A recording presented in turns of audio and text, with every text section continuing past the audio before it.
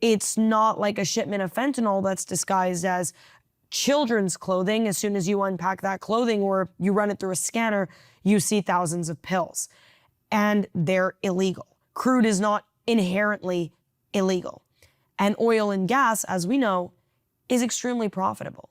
The demand for oil and gas, unlike drugs, is something that everybody needs.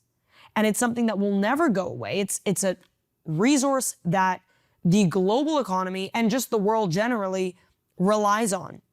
And so if the cartels are able to tap into something that has global necessary demand, this will never go away. And it is a necessity for living. Just imagine, I'll get to this, but just imagine the profit margin for these guys. Essentially, tapping in illegally to this pipelines started years ago. At this point, decades ago, and local gangs were using rudimentary tools to tap in and not steal super significant amounts until around the early 2010s, when cartels realized that this was essentially low risk and extremely high profit, that it was something that they could make one of their best sellers. And they could network with whoever they had in the United States, whether that be contacts that they have at the very ports that this oil is coming into, with local, independent American oil and gas companies that they could sell to, and any law enforcement within Mexico that should be cracking down on this started to get paid off. So you have National Guard, you have police, military being paid to look the other way. Just recently, and we'll show this to you, 11 National Guard members were arrested for blatantly stealing crude oil. They were literally explicitly taking part in this action. They were there doing it, and then they tried to brush it off to the authorities. I mean, someone called the authorities on them because they thought it was just a regular crude oil theft, likely not imagining that there were going to be over 10 National Guard members there actively stealing crude oil and tapping into this pipeline. So they tried to say that they were there ensuring that no theft was taking place. Meanwhile, they are the ones committing the theft. So just imagine, everyone is paid off, everyone looks the other way. There are so many levels of people profiting off of this that of course it's going to get through, particularly because it's not drugs. So even people who may say, you know, I have this moral responsibility to not be a part of drug trafficking, but I want to make some extra money, crude oil is the way for them to go.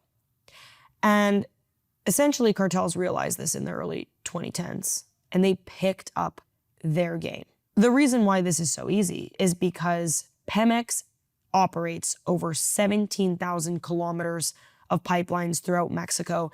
And most of these pipelines are fairly accessible, considering the context of like the nature of how accessible a pipeline could be, or should be rather.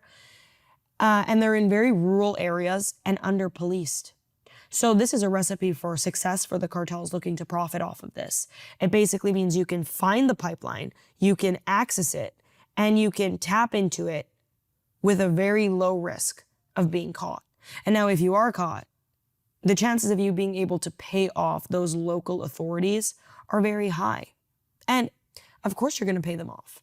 Your profit from selling this crude oil to Americans is so much higher than what it would take to pay off a couple National Guard members. Now, Sinaloa for the longest time had a major stake in this, whereas now it's mostly CJNG.